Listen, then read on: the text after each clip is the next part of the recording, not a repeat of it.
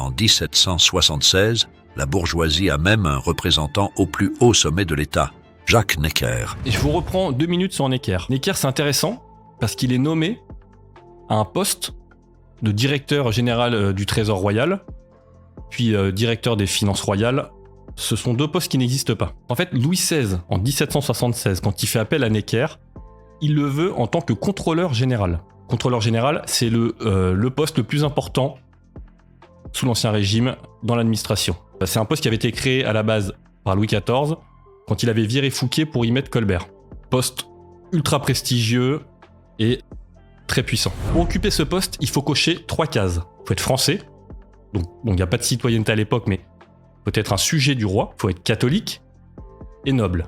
Et ben notre ami Jacques Necker, il coche aucune des 3 cases parce qu'il est genevois, il vient de Genève, il est protestant et il est roturier parce qu'il est banquier. Donc c'est la première fois dans l'histoire, non seulement de l'Ancien Régime, mais même de la monarchie, qu'on a quelqu'un au pouvoir qui est roturier et qui n'est même pas catholique. En quoi c'est intéressant ? C'est intéressant parce que ça montre finalement que l'État, dans son véhicule monarchique, à quelques années de la Révolution, il est déjà dans une forme de modernité dans sa façon de penser et qui fait passer presque la bonne gestion administrative du royaume avant ses propres traditions. En faisant ce genre de manipulation, en créant un poste pour pouvoir mettre Necker, on a presque le sentiment que l'État est handicapé par ses traditions.